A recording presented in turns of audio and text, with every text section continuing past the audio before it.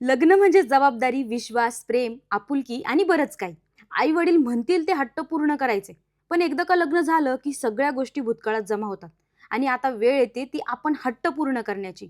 मुलांची नाही, तर सगळ्यात पहिले आपल्या नवऱ्याची. माझ्या नवऱ्याला ना रोज काहीतरी वेगळं खायला लागतं. आम्ही रिलेशनमध्ये असताना हा कधी साधा इडलीच्या गाडीवर थांब म्हटलं ना, तरी थांबायचा नाही. म्हणायचा, "अरे हे काय आपलं खाणं आहे का? आपण काय खावं?"